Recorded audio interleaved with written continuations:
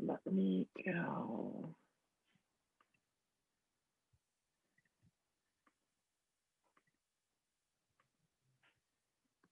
Try to go live here.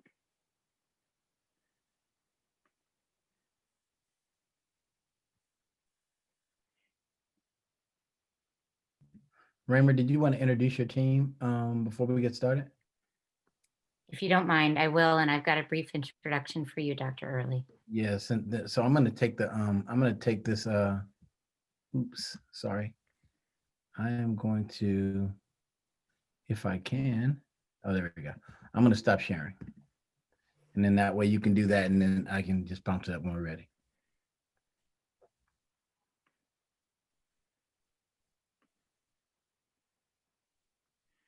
We are live. Okay. Good evening, everyone, and welcome. My name is Raymer Flynn. I'm the Director of Programs for 33rd District PTA. We thank you for joining us here tonight. We do have translation available in Spanish for tonight's presentation. If you're interested in translation, please go to the bottom of the screen and click on the interpretation button. It's a globe in the bottom right-hand corner. If you're having any issues with that, you can type in the Q&As and we can take a look and see if we can get you situated. This is a Zoom webinar, so you'll be able to hear our presentation, but you are not seen. You can ask questions at any time using the Q&A button that is next to the interpretation button on the right-hand side of the screen. Joining us tonight are Beth Meyerhoff, our Director of Community Concerns, Kathy Haley, Director of Health, Nanette Nolan, Director of Communications, Marcy Cotterall, Director of Education, and last but certainly not least, Cindy Ellenberg, our 33rd District President. Tonight, we're pleased to bring you our guest speaker, Dr. Darren Earley. Darren is the Director of the Loyola Marymount University Family of Schools and part-time professor in the LMU School of Education. With an acute focus on supporting marginalized groups in pre-K through 16 education, Dr. Earley is a champion for racial equity and cultural diversity initiatives within the LMU School of Education, across the university, amongst partner schools, stakeholders, local businesses, leaders, and community nonprofit organizations. Dr. Earley has piloted various innovative equity-based efforts in support of students, teachers, and other educational stakeholders. And with that, we'll turn it over to Dr. Earley. Wow, thank you, Raymer. Hello, everyone. It's great to not see you, but it's great to be felt as if I'm being seen. So that's a good thing. What I'm going to do is I'm going to share my screen, and then we're just going to jump into our conversation tonight. Here we go. Tonight, our conversation is focusing on making a commitment to equity that connects communities. I'm Darren Earley, as Raymer presented, and my day job is as Director of Family of Schools in Loyola Marymount University. However, my passion is really these conversations that we have, that we're going to have, and that I consistently see the need to have around equity. However, if something happens to you tonight, if you have to go let out your dog, or you lose internet connectivity, or anything to that effect, these three concepts, if you remember them, you will get the gist of our presentation tonight. A commitment to equity, what does it look like? Well, one who is committed to equity, they must understand that there's a historical context to these conversations around equity.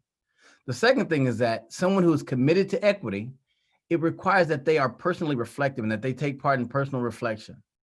And then the third thing is that someone who is committed to equity, they have to be grounded.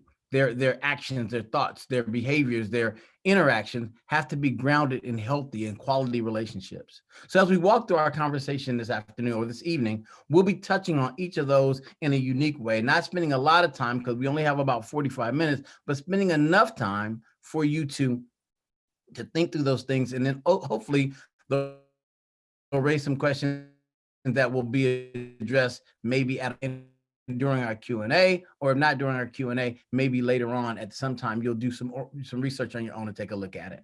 So I want to start with this slide here. It's a slide, for some of you may be familiar with Florence and Normandy. That's in South LA. And then La Mirada is actually the city that I currently live in. And both of these places are my communities. And thankfully, I feel equally connected to both. But these communities are distinctively different. And because they're distinctly different, the only thing that sometimes I feel they have in common is me. And because I am the only thing that sometimes I realize that these two communities have in common, what I've realized, and hopefully what all of us on this call will realize, is that we are the bridge of equity between different spaces. We are the caretakers. We are the purveyors. We are those who are responsible to make this happen. And if we don't take that responsibility, it's not going to happen.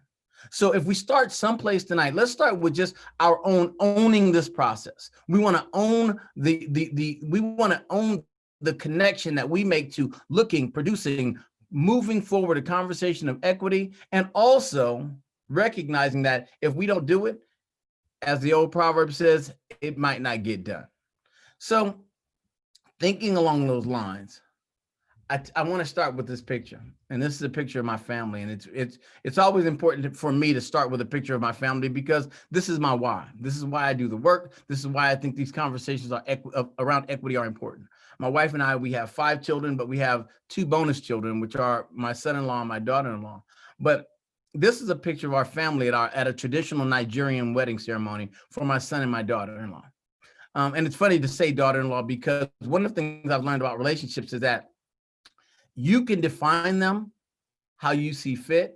And so typically, only for this presentation, I'll say daughter-in-law, so you have context, but typically that's just my daughter.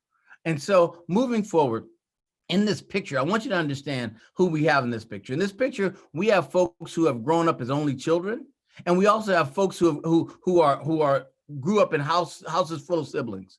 We have folks who are from single parent households with one parent absentee, and then we have folks in this picture who are children of parents that have been married 30, 40, 50 years. In this picture, we have American descendants of slaves. And then we have those with Haitian bloodlines and Nigerian ancestry that can be traced back several generations. In this picture, we have athletes and doctors and educators. We have conservative and liberal viewpoints, and we have stuff because we're not perfect. We're like every one of the families that are on this webinar tonight. We have issues that we are constantly working through as a family. We are a very diverse crew. Nevertheless, I love this crew. We don't always get along, nor do we always get it right, but we always, as a team, work together. I want you to think about who's your crew. I want you to think about your why. But as we look at this picture of my family, I want to share with you another picture. This is a picture of our country. And actually, this is a picture of my country. We are a country on the brink of who knows what. We are in a fight with each other, unfortunately, and we're forcing people to pick sides as we deal with a pandemic, as we deal with abject poverty, political discord, civil and uncivil unrest, and racial tensions. But just like that last picture was my family, this picture is my country. And just like many of you, my ancestors built it, fought for it, and died for it. And although I don't always like what I see, what I do appreciate and what I always value is that this is my country and I love it. Why am I giving you this contrast? I'm giving you this contrast here because the 33rd district, the PTA, it lies somewhere between the diversity and the authenticity and the uniqueness of my family and the discord of our nation. We find the PTA that has supported our schools for over 120 years with a mission that says to make every child's potential a reality by engaging and empowering families and communities to advocate for all children. We find this PTA sitting at the nexus between our families that we love and our country that we love and all of the contention that's happening between those two. So then I said earlier, equity is something that we have to be responsible for. We are the bridge of equity. The question that we have to start off this evening asking ourselves is, are we doing this work? Are we doing it individually and are we doing it collectively? Dr. King said that in the end, we will not remember the words of our enemies, but the silence of our friends. So today we're not going to be silent, but we're going to have a conversation, albeit a brief one, We're going to have a conversation on equity, and hopefully we'll take some new responsibilities and we'll embrace some new responsibilities of our role and our requirements to really push forward this conversation of equity in not only the 33rd district, but just in our community at large. So let's start with this picture. This picture gives two images that you are very familiar with. One is the Constitution and the other is the American flag. This conversation that we're having tonight is very important. As a kid, I learned these things. I learned the preamble to the Constitution. And one of the things it said in the preamble to the Constitution, it said, we the people of the United States of America, in order to form a more perfect union, establish justice, and ensure domestic tranquility, provide for the common defense, promote the general welfare, secure the blessings of liberty to ourselves and our posterity. But it said, promote the general welfare, not for a few select, but our goal and our responsibility as a country is to promote the general welfare. And then in the flag salute that we learned probably in the second grade, we heard it, we heard it where it says, I pledge allegiance to the flag of the United States of America and to the republic for which it stands, one nation under God, indivisible, with liberty and justice just for a few folks. That's not what it says. It says liberty and justice for all. And so we have promoting the general welfare and we have liberty and justice for all. And it reminds me of a conversation that Dr. King had during his mountaintop speech. And he said, all I say to you, America, is be true to what you said on paper. My friends, this work towards equity, we have to own it. It's our responsibility. As we say that we connect with the words of promoting the general welfare, and we connect with the liberty and justice for all, equity is part of that conversation. One of the foundational systems in this country is the educational system. And time research has shown that education is one of the greatest factors in leveling the playing field for all children and in producing equity across the board for all communities. As a matter of fact, in the establishing of Howard University, the founder of Howard University, a historically Black college in Washington, D.C., was General O.O. Howard. And what he said, he was asked during Reconstruction, he was asking about, he was talking to some emancipated slaves, and he said, what should I tell people that is going on with the Black man in America? They told him, tell him we are rising. What he recognized at that point is that, and he also said this, is that we have all chosen to become part of the system, especially as we have chosen to become members of the PTA. And so the charge to promote the general welfare and the charge to promote liberty and justice for all and to push for equity is something that we all must embrace. But it's funny how data tells a story. And unfortunately, the data doesn't always tell the story that we want to hear.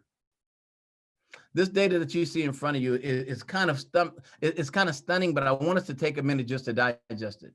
We have 39%, according to the Rand Education and Labor Policy Institute in 2019, 39% of white principals reported that school leadership programs did not equip them to support Black, Latino, and low-income students. If we have our educational leaders in our schools that are not equipped to support those who need it most, that's not equity. That's why our conversation is necessary. We go down a little bit lower and it says 40% of teachers believe that genetics is at least a slight factor in explaining why white students outperform their Black and Hispanic peers. That's Education Week Research Center in 2019.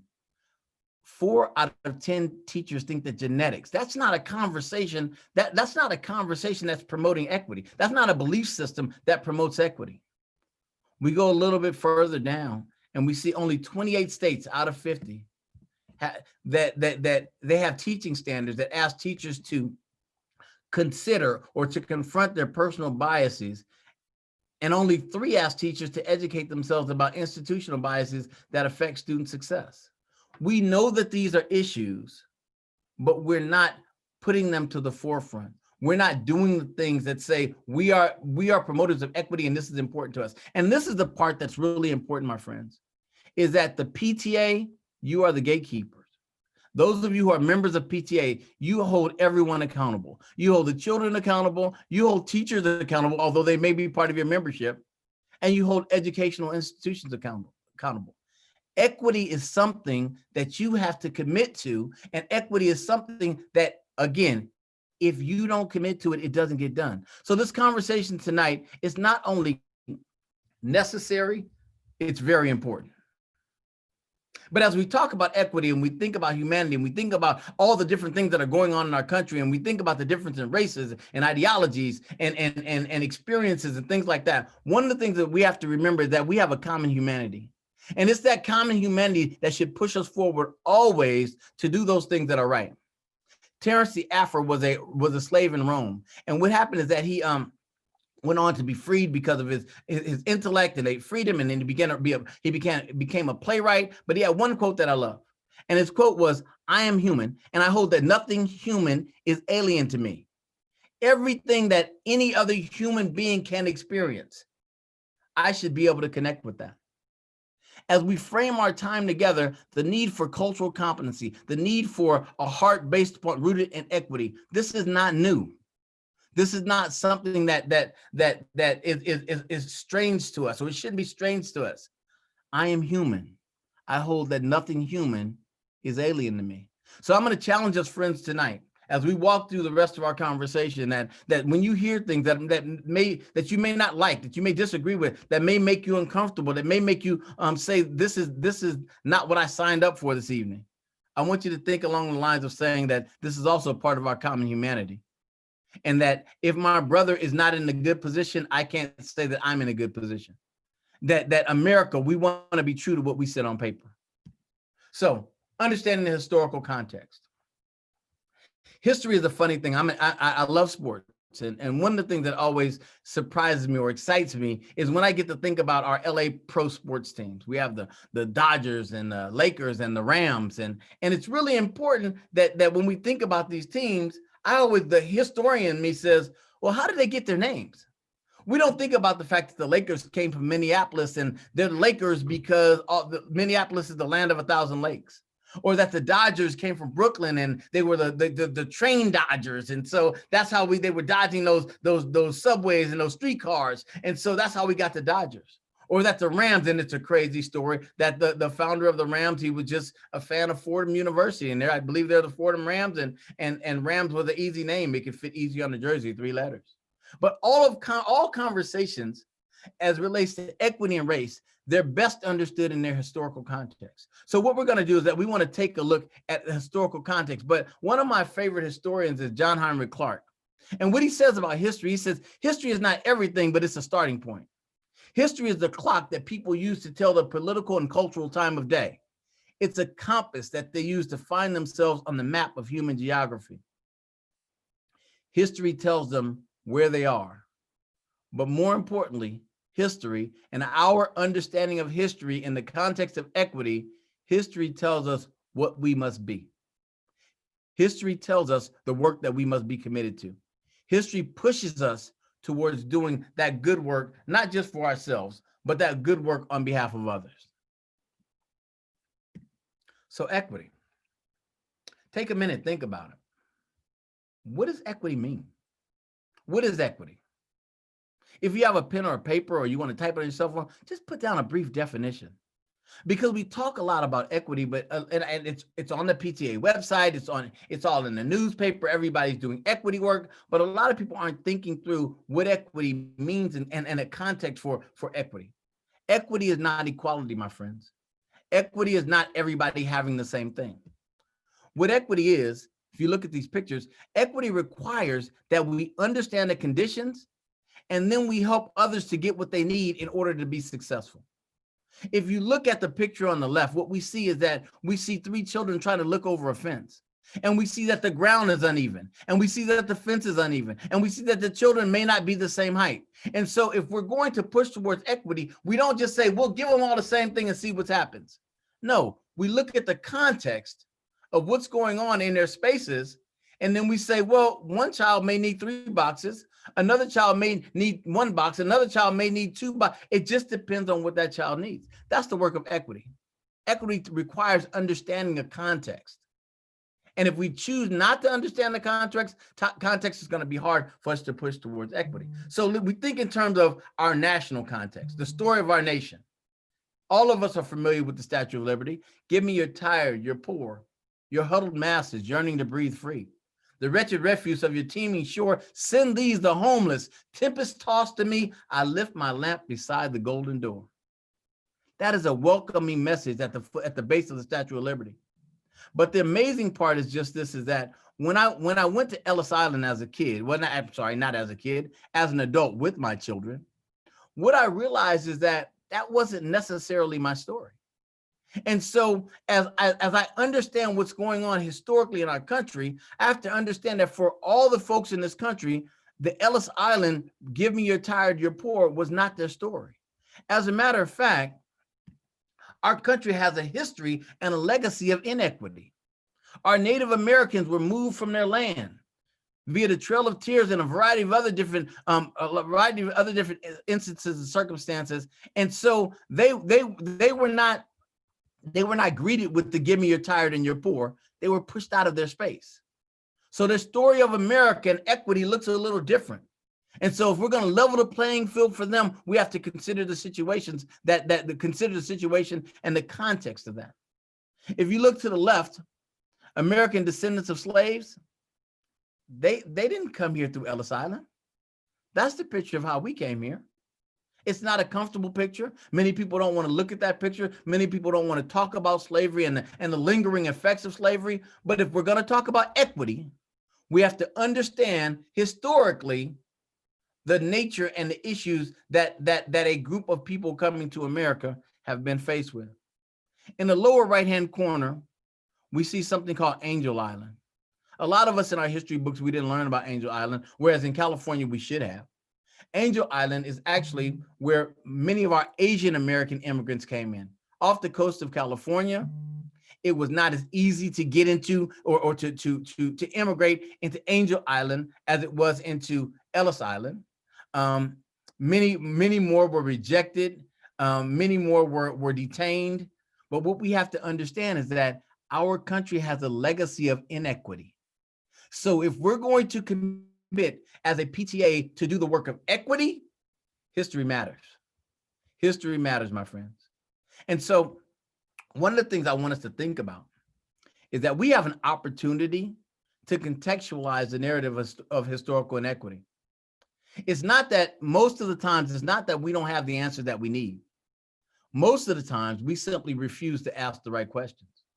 So when we think about what can we do, what can be done, how can we help, a lot of times we're not asking the right questions, and that's why we're not getting the right answers.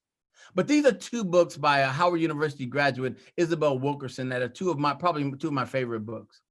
One is called The Warmth of Other Suns, and the other is called Caste, The Origins of Our Discontent. If you are a reader, if you are a reader, I recommend you pick these books up. And if you're not a reader, I recommend you get them on Audible. Everybody needs to digest this content. But two key things that I gleaned from the writings of Isabel Wilkerson. The first one is that everyone on this planet is in search of something better in life. And these people who are in search of something better in life, they will make great sacrifices and endure hardships to find that place of better for them and their loved ones. In the words of James Baldwin, Black people and all people want to be left alone, just left alone so that they can pursue life, liberty, and happiness. So The Warmth of Other Suns talks about the migration of African Americans from the South up to the Midwest and out to the West, looking for life, liberty, and the pursuit of happiness. But unfortunately, the second book, Caste, it talks about how we've developed in our country a caste system, one that we must fight to destroy, a caste system across society, even in schools, wherein people have been relegated, to a particular position in society, and they are told, with few exceptions, what to do, where to go, what to think, where to live, how to be, what to dream, and what is acceptable in eyes of the dominant group. Now, many of us on this webinar might be saying, wait, hold on, slavery was a long time ago. Wait, hold on, every group has equal opportunities. Do your homework, folks. We only have 45 minutes here tonight. But the data points to everybody not having equal opportunities. The data from school to prison pipeline data, the data from housing data, the data from wealth gap data, all the data that we see does not point to equal opportunity. But PTA, You stand at the intersection between our families and our country, and we're trusting that you will hold all of us accountable in the work that you do in schools. Our responsibility as a species and our responsibility as PTA, or the responsibility of PTA as an organization, is to change this narrative of inequity and begin to build systems of equity and push back against these standard narratives and these standard practices that are not in favor, that are not in support of all groups. So we move from understanding the historical context to, and I don't know why my slide is kind of wonky, but to taking a few personal reflections. As we consider our personal reflections, I want you to think in terms of this word right here. Say it out loud. I know you got people in the room, they may think you're crazy, but that's okay. The word is axiology.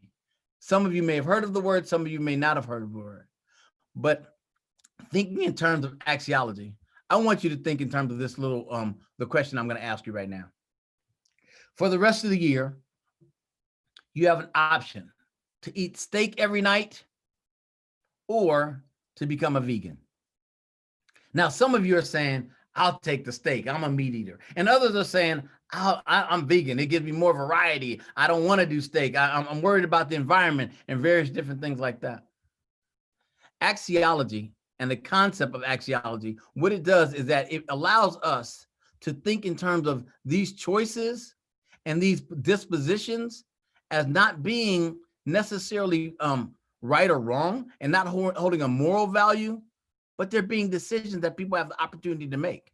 And so when we think about our personal reflections, we think about the fact that axiology is the study of how different people place value on different things.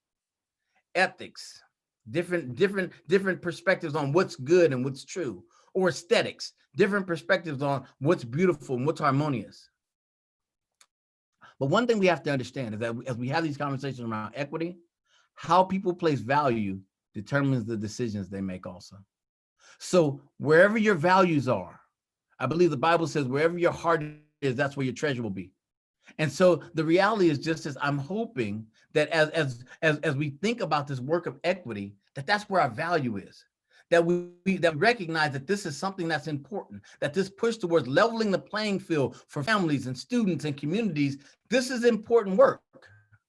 Let part of your axiology be reflective of the fact that I want to do this work because this work matters.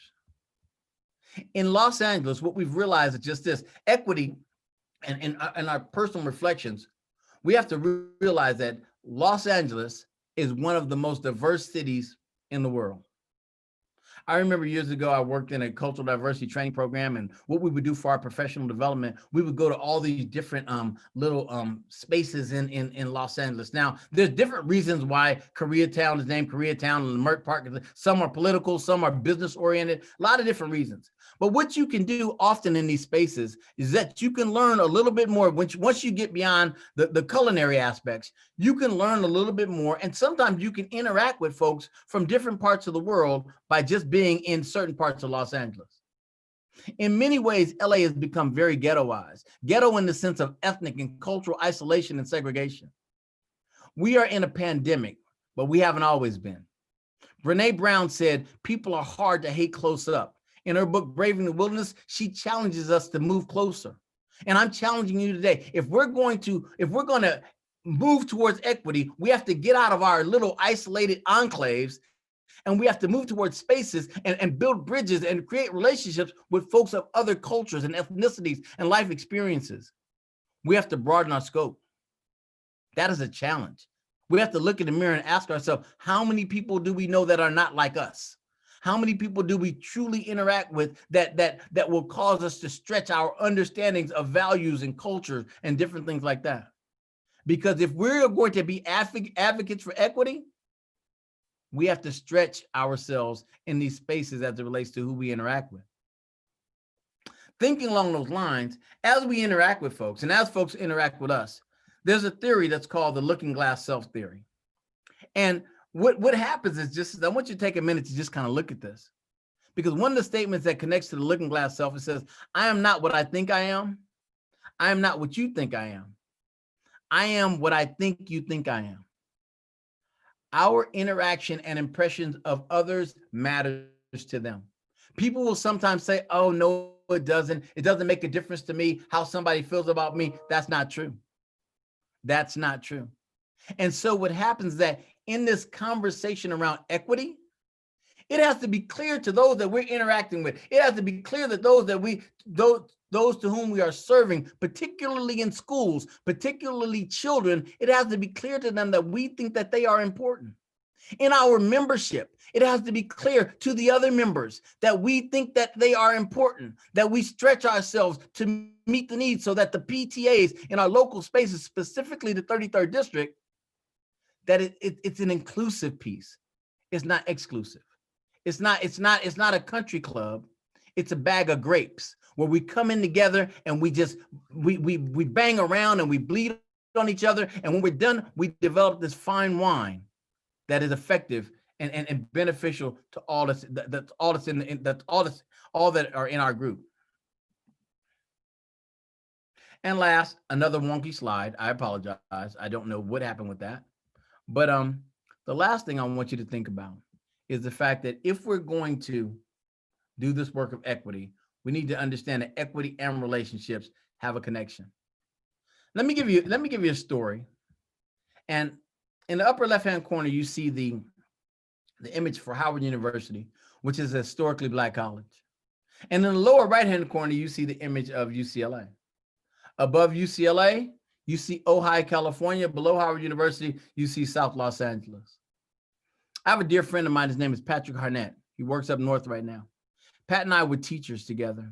And I grew up in South Central and when in South LA. And when I graduated from high school, I went off to Howard University. And it was the first time because I was part of a time in LA when we were having busing and integrated schools was really being pushed. And we were doing some things where young people like me were being moved out, were being taken out of their community.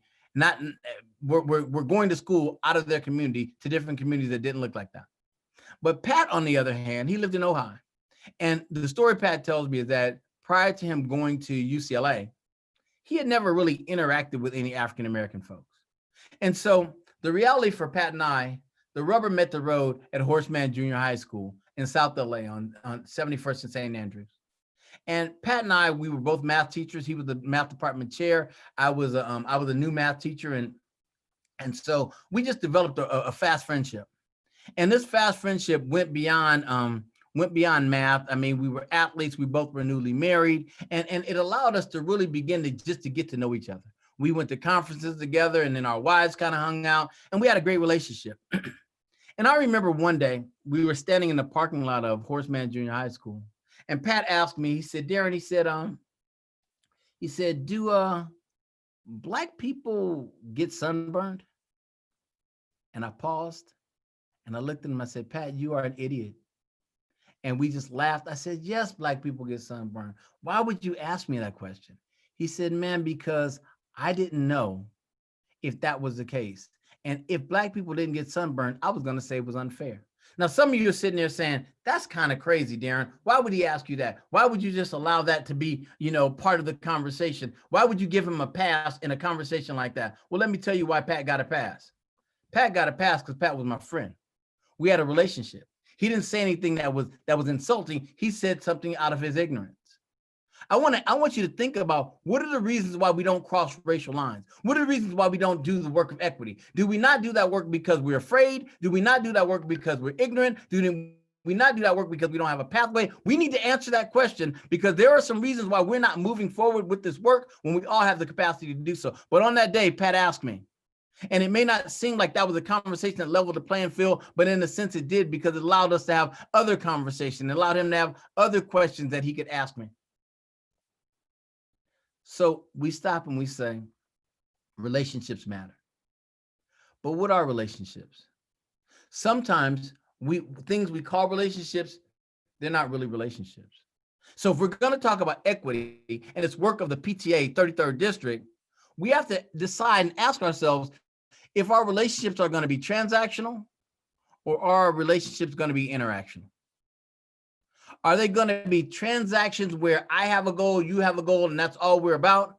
Or are they going to be interactional, where we begin to, through our relationship, through these relationships, develop a further and a more important and more valuable relationship? What's a transactional relationship? And let me give you an example. You walk into the store, and it's a neighborhood store, so you go there often. You walk to the front counter and you ask, where is the bread? You should know, but anyway, you ask, where is the bread? Person tells you aisle 3. You go to aisle 3, you get your loaf of bread, you walk to the line, you stand in the line, cash register rings you up, you get your bread, you get a bag, you walk out. That's a transaction. Healthy relationships that ground the equity work, are not transactional like that. They're more interactional. They're more like, I go to the store all the time. I probably know the names of some of the people in the store. So I walk in and I can't remember where the bread is. So I make eye contact with a guy. I may not even remember his name, but I'm just like, hey, man, how are you doing? He's like, I'm good. He's like, man, I'm stuck, man. I'm looking for this bread. And so he said, oh, come on, man. You're here all the time. Bread's over on aisle 5. I'm like, you got me, man. That's right. So I walk over to aisle 5, and on the way to aisle 5, I see another person in the store, and I say hello. I get the bread, and I walk out, and I'm standing in line. As I'm standing in line, all of us are masked up, but I see some people from my community, and so I have a conversation with them, maybe small talk, chit chat. It doesn't matter. I get to the cash register, and I, hey, how are you doing? You having a good day? She rings me up, but as she's ringing me up, we're kind of chit-chatting back and forth, and I'm not really thinking about the process of being rung up. I'm thinking about the process of connecting with people. And so we connect. I tell her thank you. She gives me a bag, or he gives me a bag. I walk out the store. That was an interaction. Equity work has to be connected to not transactions, but interactions. Transactions are meaningless or random encounters that we may have with other folks that we share this planet with. But when they are empowered by authentic relationships, they become impactful experiences that we remember and that shape our lives. Transactions are groups of people with competing agendas trying to accomplish what they want. But when they are filtered through the lens of relationships, those groups of people begin to look for and create shared commitments where they can work together on behalf of one another to accomplish real goals. Transactional relationships are personal and selfish, and they're about personal or selfish interest. But when filtered and passing through an authentic relationship, a healthy relationship, they become mutual or joint concerns that folks share, that folks work together on, that folks think about, and they really believe that they can make a difference. If we're going to talk about this equity work tonight, my friends, we have to talk about the fact that there is a historical context to inequity. We can't deny the fact that people have been oppressed, mistreated, and marginalized in this country. And we need to acknowledge that. And we can't say, oh, that was then, this is now. Because there is a history and there is a memory, whether or not you think there is. I can't do anything about that. But history has consequences. And if we're going to do this work of equity, we have to be reflective, and we have to think about who we are in this space and who others are in this space. And we have to think about the fact that I am not who I think I am, and I am not who you think I am, but I am who I think you think I am. And what we think about others and our axiology and those things, they really matter.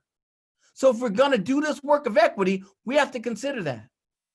And then if we're going to do this work of equity, we have to focus on relationships. We can't let our relationships with those in our communities, those at the schools, those who are in our local PTAs and in the 33rd district and even in the national PTA. We can't have relationships that are transactional. They have to be rooted in humanity, and they have to be interactional. Because interactional relationships, my friends, they create a third space. They don't create a space. They don't allow us to hang out in the space that belongs to us. And everything is about us. And it doesn't allow us to feel like visitors as we are in other people's spaces, that second space. Transactional relationships do that. But interactional relationships allow us and afford us the opportunity to create a third space. That third space is a space where we have a co-created experience and accountability with others. The PTA is ours. It's the parent, the teacher. As a matter of fact, in high schools, it's the parent, teacher, and student association, or at least it used to be. I'm an old guy, so I may be missing that one. The third space is one where we have shared values and expectations. But you can't have shared values and expectations if you don't know people. You can't have shared values and expectations if you just stay in your enclave. You can't have shared values and expectations if you allow yourself to be ghettoized in a city that is very diverse. If you say I don't travel west, I don't travel east of the 405, or I don't travel east of the 110, or I don't travel east of the whatever that is. Third space mentality, that equity building mentality, is where we co-construct new knowledge in terms of not how to be me, not how to be you, but how to be us. We have joint ownership and responsibility. And then more importantly, we have a common culture and a common discourse that we share as we do this work, as we seek to level the playing field, as we seek to find out where the needs are. This is heavy lifting, folks. This is hard work, but we have to be committed to it. And some of us at the end of this call, we're going to say, at the end of this webinar, we're going to say, I'm charged, I'm excited, I'm ready to get it done. And some are going to say, that's too much work for me, I check out. And that's okay. Because what we need is those who are committed, not those who are pretending. So my friends, what you do and what you don't do matters. Again, I'm going to say this to you. What you do and what you don't do in society matters. This young man right here in this picture, and you take a minute and look at it, because everybody in this picture is doing one thing, is saluting Adolf Hitler. And this young man, August Landmesser, he was a worker at a shipyard in Hamburg, Germany. And this is the identity that we believe in a 1936 photograph is conspicuously refusing to perform the Nazi salute. While all the other workers are choosing to do this, he is conspicuously choosing not to. Now, what we have to understand about him is just this. He was married to a Jewish woman.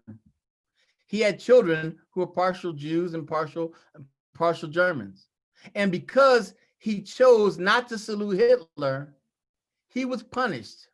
He was drafted into the penal military service, and eventually he was killed in action. But what we remember him for on this day is that what he did mattered. What he did was significant. He had the courage to swim upstream to do good work. Folks, equity in 2021 is going to be hard work. But leveling the playing field, staying true to the mission of the PTA, doing those things that you said you were going to do and being true to what you said on paper, it matters, it's good work, and it's reward. I want to thank you for this time to just kind of talk to you a little bit about my thoughts about equity and engage us in this conversation. And I'm going to stop sharing my screen. And for the next few minutes, we're going to be available for us to ask questions or to share comments and things like that. So thank you very much. But understand, my friends, what you do and what you don't do matters. And it is very important. It's up to us to begin to make a commitment to equity that connects communities. Thank you. Thank you, Dr. Earley. I know we have 2 questions that have been submitted in the Q&A, and I know that I have one, but maybe we'll go to the first one that's here. It says, so what can we do to work toward equitable schools for our children? I live in a low-income neighborhood, and the schools in my area are 2 out of 10. But I drive a mile down the road and there's a 10 out of 10. So that actually, that's a great question. And it's unfortunately not an uncommon situation. The first thing I'm going to ask that parent is, how engaged are you in that school? One of the things that I said earlier is the fact that PTAs and parents, they, as a former classroom teacher, they hold everyone accountable. They hold teachers accountable, they hold school administration accountable, and they hold their children accountable. So the first thing I'm going to ask is, are you engaged and active in your school? Now, when I say engaged and active, that doesn't mean being at your school every day. What that means is making sure, one, that your child is prepared to go to school every day. that they have what they need. And if they don't, that you are asking and looking for resources or asking people to support you. But the other part of are you active means that you are checking in with your child's teacher, and you are checking on your child's teacher. I would love to say that all teachers are created equally, but we know they're not, unfortunately. And I say that as a teacher who loves teachers.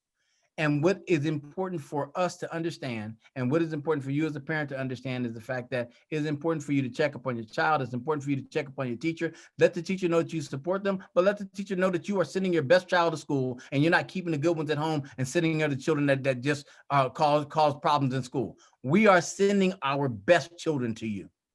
And all we ask is that you do your best job. And so I would say that's where you start. The second thing is just this. When you talk about that school that's right down the road, that's a 10 out of 10. I would engage in that school also. I would set up a conversation with, what is the PTA doing over there? What is the principal doing differently over there? What's happening in classrooms in those spaces that may not be happening in our classroom? What's the accountability factor? And if they're in the school district, in the same district, I would contact that district, that local district superintendent or whoever the superintendent, and say, hey, you know what? This inequity that exists between our two schools, what are we doing to level the playing field? Do our children who are 2 miles down the road, why don't they have the same resources, and what could be done? Parents, you matter. What you do and what you don't do matter. So that's how I would kind of address that, man. Okay, thank you. The next one we have is, it says, I agree we should reach outside of our circle or box. In order to get to know another culture, there can be crossing the line. Why is it viewed that way if the question is genuine? What better way to educate someone rather than viewing it as giving them a pass? I agree that all three factors need to be present for a successful outcome, but it starts at home. Those are from the same Okay. comment. So let's go to the first question. And I always use that statement in terms of giving Pat a pass. But the past was that we had a relationship. The past wasn't in what he said, because if Pat would have said something that was foul, I would have addressed it. If he would have said something that was disrespectful, I would have addressed it. But because we had a relationship. Now, the question, remember we started earlier in the presentation, we talked about our common humanity. We had some things in common. We were both math teachers in the same space. And so because of that, we began to build bridges. And there were two people who committed to saying, hey, you know what, I'm going to make that connection. We have to commit to building bridges with different folks in different communities. Now, I'm going to tell you, as a Black man in America, sometimes I get tired of the conversation of explaining racism and explaining what's going on to other folks. But what I've realized as I've gotten older is that if I don't explain it, people are going to fill that void with an answer. And so what that means is that the answer that they fill that void with may be the wrong answer, and it may be an answer that causes me and them more problems moving forward. So let's do the work. So a pass is not off the hook. A pass is saying this relationship allows us to understand and interact and ask hard questions and have hard conversations and still move forward from this space without a large degree of animosity towards one another, but really a better understanding of one another. Ask me that second question, please, Raymer. Okay, let me go back. It just said, I agree that all three factors need to be present for a successful outcome, but it starts at home. I think it was more of a comment. And I agree, it starts at home, but the challenge is just this, is that if we only were going to talk about it starts at home, we wouldn't need a PTA.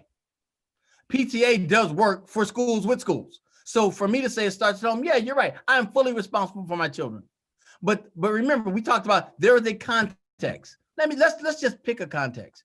What if there was a young dad and he was raising his child, him and his mom, they were doing a great job, and the mother got deathly ill from COVID, cancer, or something. And this father just went into a mental health crisis. All right. And yeah, it should be on him to do all the things for his children, this, that, and the other. But PTA says that we are about expanding the opportunities for all children and making sure that everybody's needs are met and doing. We have to commit the work beyond our comfort zone. It's such an easy place to just say it should happen at home. Fine, great, we know that. But in the situations, children didn't ask to be born. Children didn't ask to be here. It's a commitment that we need to make to them and to our community to say that I'm going to extend myself, I'm going to stretch myself, I'm going to do what is necessary to try to level the playing field for that child that has a context to why they may not be doing what they're capable of doing. But yes, it starts at home, but there is a context to that, and we need to keep that in mind. Okay. Every time you want to talk about race, PTA always says it's not all about race, but our foster children, children with special needs, LGBTQ, male engagement, military children, etc. I believe this is a way to avoid having a conversation about race. Can you explain why it's so hard to talk about race? I can't. And the reason why I say I can't, because it's not so hard to talk about race for everybody. There's a book that's titled Not Light But Fire, and it's by Matthew Kay. And in this book, Matthew talks about how there were some people that were saying that it's, that kids struggled to talk about race. And in the book, the example that he gave, he said, for Black kids, not often. For Black kids, talking about race is like breathing. This is what we have to do. For minority and marginalized kids, race is a factor in this country. We live in a racialized country. The only folks that are uncomfortable talking about race are folks who have the privilege to not talk about race. So what I would say is just this, is that why people are uncomfortable, I can't answer that for everyone. But what I would say is that the charge to the PTA, 33rd District and its members, looking on the National PTA website, when we talk about diversity, equity, and inclusion, the charge is to have those conversations about race. Now, if we're not going to have those conversations about race, maybe this is not the organization for you. But if you are committed to this organization, we need to move forward with the uncomfortable conversations, and we need to be okay with disequilibrium, knowing that out of pressure, diamonds are produced. Okay. If you are starting a study group with a focus on diversity and equity in mind, could you name a few books to start out with? And we have another question talking about what books or websites do you believe are the most helpful to people who are new to this conversation? Besides the two you've mentioned, now the third that I just wrote down, Not Light But Fire, is there anything education specific that you can recommend? Other People's Children by Linda Delpit.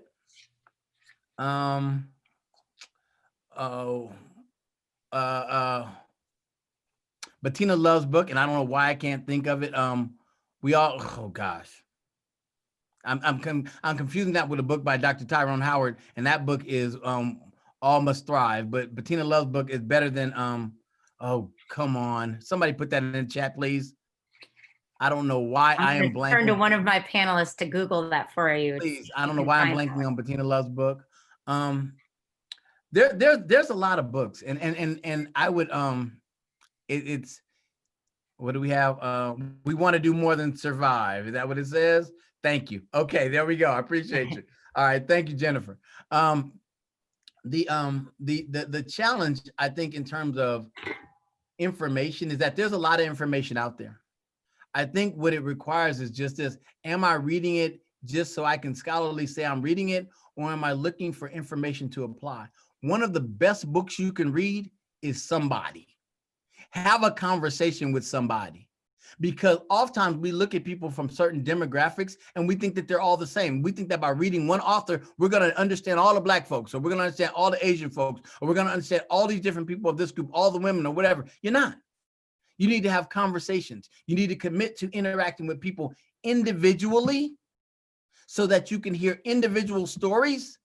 And then what the books do, with the it's a lot of PBS documentaries. One of my favorite PBS documentaries is Slavery by Another Name. I mean, you can look at the book called The New Jim Crow. There's a lot of different books that kind of speak to these conversations. But I think what's really important is that and I mean, gosh, another book by Ibram X. Kendi is How to Become an Anti-Racist. There's a lot of different books out there, right? But again, I would say this: don't walk past somebody who you can say hi to and possibly develop a relationship on your way to the store to buy a book. It's about human relationships, my friends. And that's really because equity is about people. And equity is not something you do for somebody. Equity is something you do with somebody. So that's how I would respond to that. Also a reminder, this session will be recorded and all the slides and the conversations we've talked about will be available on the 33rd website. So if you didn't write all those books down, I know I read some of them, you can listen back. This is the same question that I had. Do you have any ideas about recruiting a more diverse PTA board and engaging families from all backgrounds? We have a very diverse student body, but the PTA is not. And I do know that there's, just to add my spin on that question too, is a desire, a genuine desire from PTA leaders to want to include and involve more people, but perhaps some practical tips about how to broaden that base. And I think you're going to go back to that relationship but if anything else you can add to help us out. Okay, so and I'm sorry because I was looking at Nina Newman's comment in the chat about the book that she just mentioned, One Day in the Lives of 7 Kids from Around the World. So I have to be honest perfectly. Give me the first part of that question again, Raymer, because I had thoughts and I was going to formulate them and I started looking at the chat. Sorry. Do you have any ideas about how to recruit a more diverse PTA board and engaging families from various backgrounds? Okay, cool. So this is what I was going to say, is that data matters. One is just this, is that I was talking to a group of parent liaisons from a local school district, and they didn't even really know what percentage of different groups, like what percentage of African Americans were at their school, or in the Latinx families. They didn't know. You know, were they all Mexican? We had Mexican, Salvadoran, Guatemalan. They didn't know how many white kids. So the first question is just this: is that if you want to know, if you want a more diverse population, first you have to look at the data and say, well, what's happening in our schools? All right. So if it's a school let's just say it's a school that's all white, I can't go to that school looking for some diverse members of the PTA. But what I can do is that PTAs don't have to operate in isolation. So something can be happening in the PTA at one school, and they can connect with PTA members from the other school to inform their work, to give them insight and knowledge about how to make their activities and their programs and their practices more diverse and more inclusive, right? The second thing I would say is just this: is that at a school that may be diverse, I would get the data, and I would. It's funny because, as I said over and over again, and like you said, Raymer, I'm going to repeat this: relationships matter, but sometimes recruitment is a funny thing. When we talk about recruitment, we think recruitment is just saying, "Hey, we have openings for offices in the PTA. Please come join us." That's not recruitment. When we think about youth sports and when we think about college athletes, recruitment is they go after the people they want. When somebody is recruiting someone for a job, they are calling them, they are checking on them. Recruitment is an active and intentional behavior. So if we're going to find these people that we want, we need to be actively and intentionally pursuing diversity in our organization. We can't just say, hey, we'll accept diversity if it comes to us. That's not how life works. And a lot of times when people, classic example, my daughter, she's an athlete, and the school that she chose to go to, the reason why she gave me, she said, Daddy, because they wanted me. There were better schools she could have gone to, but it was obvious that to her that coach wanted her. We have to, if we really want people to engage in our organizations, we need to let them know that we think they matter. I am not who I think I am. I'm not who you think I am. I am who I think you think I am. If you let me know that I matter to you, I'm probably going to respond. That's adults, kids, everybody. My dog does that. That's just what happens with folks. So that's it. Okay, can bear with us. We have plenty more. So how do we go about having teachers and staff learn about their biases and blind spots and not creating an equitable environment? Okay. It's funny because 2020 lent itself to a lot of issues that kind of raised the conversation around equity and race and class and culture, right? So a lot of schools are developing equity committees that they never had before, and they're doing this work, and I always ask, are they doing this work because there's a newfound commitment, which would be great? Are they doing work because they're afraid? Or are they doing work because they feel guilty? I don't know, but they're doing this work, right? Well, I would say ride this wave. If you're working at a school, now is the time to put pressure on that school leadership to say, what are we doing? What type of training are our teachers receiving in the area of diversity, equity, inclusion, in the area of anti-Black racism, in the area of cultural competency, in the area of whatever the case is, what are we doing? And put that pressure on them. Remember, PTAs hold folks accountable. So that's the first part I would say to that. The second thing I would say is that I would, before I even go to that place, it's important. And to the parent that said it earlier was asking about, and I was saying that she needs to be checking in with her child's teachers and stuff like that. Ask your children ask your children or email the teacher and ask the teacher. Sometimes there are things that teachers are doing and schools are doing, but the schools don't do a great job publicizing it. Sometimes you have teachers who are far more culturally competent than we think they are because the communication streams are bogged down. Ask the questions. We don't have to go in with guns blazing. Hey, you guys aren't doing anything. You need to get it together, this, that, and the other. No, we need to go in with eyes wide open, asking questions. Remember what I said earlier. It's not that we don't have the answers. Sometimes we don't ask the right questions. So when we begin to ask those questions, say, hey, this is a concern of mine. What is the school doing to address this? Also, ask questions and have an answer or two in your back pocket. So when they say, well, we're not sure, say, hey, I got an idea. Have you thought about this? Hey, there's a school over down the street, 2 miles away. Hey, they're doing this good stuff. Can we make connection with the PTA or the teachers or the principals or whatever the case is at that school to make sure that we are having the right conversation in the right space? I hope that answered that question. I think it does. There's a question here that says the equity graphic you showed did not have a third panel I've seen, which is the fence is removed. Is that the ultimate goal for equity with the consideration of what each person needs as the interim step? That's a great pick. That's a great point, because I have another slide and it does have that fence removed, but I have a different slide. And in that different slide, it has different options, because what we're doing, we're showing we're showing these kids at a baseball game and different things like that, right? But equity, again, like I said, is something that you do with kids, not for kids. All right. And so when we start talking about that, what if a kid doesn't want to watch baseball? What if that kid doesn't want to be there? Are we asking them? Are we having the right conversations with them? And the graphic that the person is talking about, it tears down the fence and it says liberation. Well, okay, it could be liberation for some, but some it may be fear, because now this ball can hit me. We don't know, and I'm being sarcastic, but I say we need to have conversation. That's what I think that the person with the question is saying too, is that there is more than just doing stuff for people. It is about doing it with them. It is about hearing their voice. It is about cultural humility, where I get to tell my story, tell you what I need, and work not with you, but as James Baldwin said, leave me alone and I can figure it out. Okay? Don't try to sabotage me. Don't try to do anything that's going to negatively impact where I'm going. And if I need help, I'll ask and then respond then. So I do agree that there are more steps to this conversation of equity, but I also will say this, is that it looks different in different contexts for who's being served. And I think that if they're not engaged in the process, if you don't engage children and families who have been marginalized in the process, it's a wrong process. It's a wrong process. And then what it does is it begins to create a dependence that has been part of this nation's history, because either folks don't want people to be liberated. They want them to be dependent upon the liberator. That's not a good process toward equity.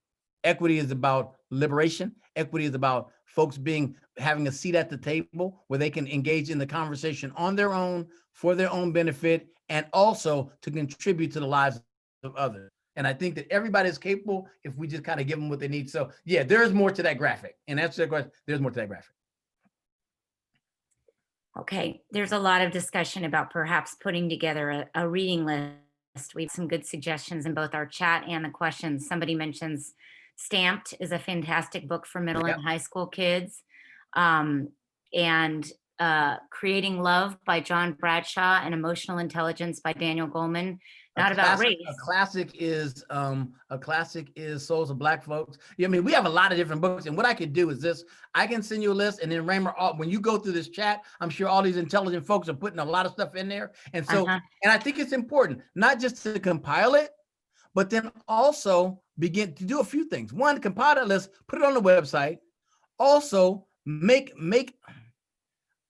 it part of a course of not make it a matter of course that not only are we talking about these books and reading the books, but we have folks in our community that are talking about practical ways to apply the truths that are being discussed in these books. That we put together some reading groups and book clubs and things like that that can kind of move this conversation forward. Because one of the things that doesn't help us is that if we have a lot of head knowledge with no action. The book that I said, Not Light but Fire, the title comes from a speech that Frederick Douglass gave, talking about what is the 4th of July to the slave. And so what he was talking about in this context, he was saying, light just kind of opens people's eyes. Light just is an opportunity for people to become aware of something. But fire changes the constitution of anything it comes in contact with.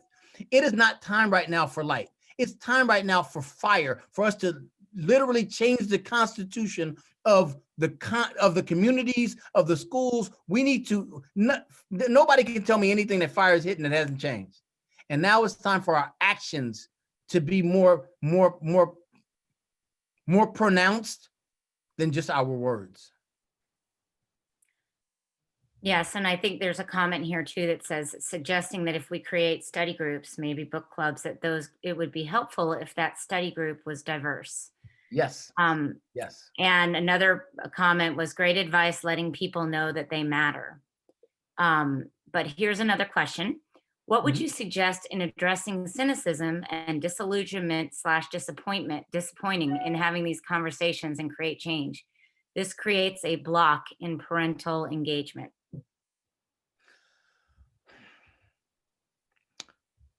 Repeat that one more time. I will read it again. What would you suggest in addressing cynicism and disillusionment / disappointed in having these conversations and create change? This creates a block in parental engagement.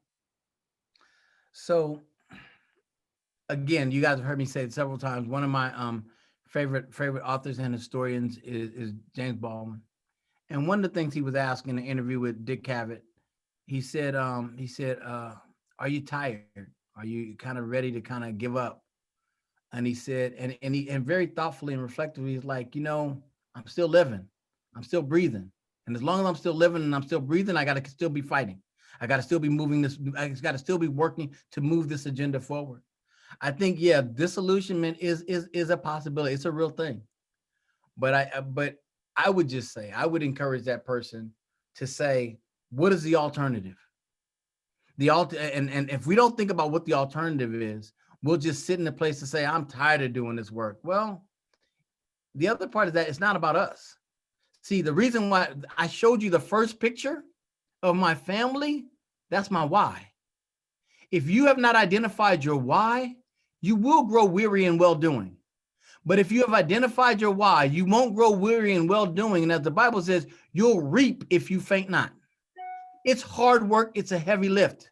But I'm going to encourage you that if you understand your why you're doing this work, when it gets kind of foggy, and then also surround yourself with like-minded folks.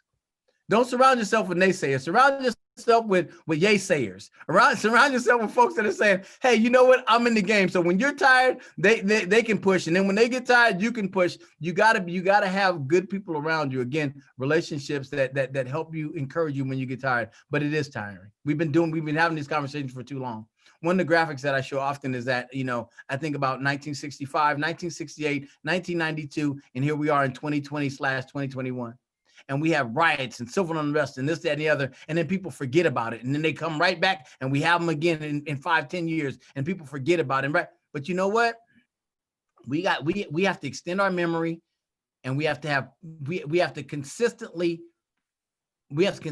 think about our why moving forward, have good people around us, and not forget, so that we don't fall back. We need to continue to move forward. I don't have a total answer, like a silver bullet kind of answer. I don't, because I get it. I get tired too. But all I can say is I have to remind myself, what's the alternative? And the alternative looks worse than my fatigue. Trying to take notes and engage in what you're saying. There's so many great tidbits there. Thank you. It says, one of the comments says, many times Latino families are mostly focused in survival and don't have much time to attend meetings. Now that it's virtual, perhaps we could probably reach out to them in their own household. We must have PTA information as many languages and as the minorities that exists in the schools. These are some really important feedback, I think, for us as PTA leaders on the call, 33rd District. Thank you for sharing that. I don't know if you have anything to add to that or just probably We just say agreement. that representation matters. And I think that, it's not, tonight, I don't know how often you do it, but tonight for some folks who are on this webinar, this is the first time that they've seen the 33rd District present an African-American man. You need representation. All groups need representation. So I think as you got to think about speakers and events, please consider the importance of representation of those different groups, and also knowing that it's difficult. So as an organization, like you said, Raymer, it is good feedback for you guys. Change your times, change the format, change the fact that it's being taped, so that folks can go back and view it later. It's like a teacher in a classroom. You got to differentiate if you want to hit all your kids. And so instruction needs to be differentiated, and so does this type of support that we're giving to families and communities. Okay, then I look like I've got a comment to that was, yes, sometimes the language barrier is what stops many parents from involvement either in school meetings or PTA. So yes, we've got some other recommendations here. Like I think media like Hamilton and other movies and shows would be a great recommendation for young people and parents that are not big readers. Do you have any other recommendations or thoughts on that? Non-readers, ways to reach people? Off the top of my head right now, it's a lot of stuff in my brain right now. I would say this. So I think representation in culture is important. So I would encourage families to make it a family project to do this research together. Get with your children and just get on Google and take that family time and say, hey guys, what do we want to learn about? My daughters, who are my two youngest daughters. Well, first of all, diversity is a key issue. And we have to understand that within Latinx cultures, within African-American community, with Black communities, within diversity is it. So there's not one monolith. And I say that to say this, so that everybody's going to approach this part differently. But one of the things that's really exciting for me is that when my high school daughters were like, hey, Dad, there's a lot of classic Black films that we haven't been able to watch, and we want to watch these different films, right? So I was like, okay, make a list of them. So they made a list and we talked about some different things, and they talked to their older siblings and things like that. And so and then I added some that I thought were more educational and less raunchy, And so what happened is that we have spent the last 6-8 months just periodically just putting something else in front of them and kind of discussing it. The other night we were able to watch American Skin. And I don't know if you're familiar with that, but that's a new film that just recently came out, and we were able to dialogue it and have different conversations. But I think it's important that families do this together. But then this is what I'm going to say too. It's important for non-Black families and non-Latino families to do this, because you have to expose yourself to different entities in order to develop an authentic appreciation for something other than whiteness in America. And what I'm saying is that everybody has contributed to this American milieu. We've all contributed. But if I only eat from this restaurant, I won't understand what's happening in the other restaurants, and I won't value it. So there has to be a push. There has to be an intentional place to say, I am going to learn and see. I am going to talk, folks. But again, I will continue to say, books, movies, songs, whatever you do not substitute human relationships. And this is LA. You can find some folks. You can talk to folks. Even in the midst of a pandemic, there are folks that you can connect with and that you can have real authentic dialogue with, and not interview them, but get to know them. There's a difference between saying, hey, I want to know, what do Black people think about this? What do Latin people think about this? What do Mexican people think? No, get to know folks. And the rest of the stuff will kind of flow from there. Well, I'm open up 2 different sections. I've got the Q&A and the chat and stuff. Lots of really positive feedback. People are grateful to have this conversation. And one comment, yes, it's the first time I've seen an African American speaker. I hope it will not be the last time. But then we know that we have we have had speakers that way before. I hope everybody sees this as a beginning of a conversation that we want to have. A lot more suggestions like I'm Not Dying Beside You Tonight, Kimberly Jones. The Vanishing Half by Bit Bennett. Nice White Parents podcast by the New York Times is a great resource for non-readers. It's all about PTA and inequity in public schools. It's an interesting one. Great show that Oprah has. It's called Difficult Conversations with a Black Man. Yes, yes. That is a great show. It's on Netflix or Disney Plus. Clearly, there's a lot here. I don't know if we have any more direct questions that I can ask you. I know we've already gone past 15 minutes past what we promised everyone, but it's really exciting to see so many people commenting and asking questions. Is there anything else that you would like to add, Dr. No, and you know how people always say, no, there's nothing to add, and they start talking? That's what I'm going to do. Of course, well, that's good. Yeah. The only thing I would say is just this, is that this, and I think people have said it, this is a start, and it's a great start, but don't let it just be the start and the end. Don't let it just be something that we said we did and we're not building around it. I had a conversation with some folks in the school district today, and I was like, are we building capacity? Are we building capacity? Or are we just doing a few things? Because what I would hope is that at some point, the PTA 33rd district would be like a leader in terms of not just bringing folks from the outside to speak, but that we develop the capacity within ourselves where we produce some of our own experts and we have folks that are part of our organization that can kind of help to teach and nurture other pieces of the PTA, other parts of schools. That's what I would say. The other thing I would say is just this. Everybody who is on this webinar tonight, take a minute and write down one commitment. It could be about relationships. It could be about reflection. It could be about understanding historical context. And just in the next 7 days, step in that direction. Because as we move forward, things happen. But we never move forward without a plan to move. And so I would just encourage us, let's have a plan to move so that we can move forward. Well, thank you, Dr. Earley. I know I'll have to be rewatching this because I would love to just hear it again and engage in it, and look forward to more conversations and taking some. I will commit to going through and writing down all of these wonderful suggestions and getting it posted on the website. I would ask we've got some other great people who have been here facilitating too. So thank you, everyone. And got lots of thank yous here in the chat. I don't know if you can see that. They're saying, please have a part 2 with this speaker and beyond. So thank you, everybody, for your time tonight. Again, if reach out to your PTA leaders, reach out to 33rd District. Let us know what we can do to help keep this conversation going. So with that, I guess I'll say everyone have a great evening. Good night, folks. Thank you. Thank you so much.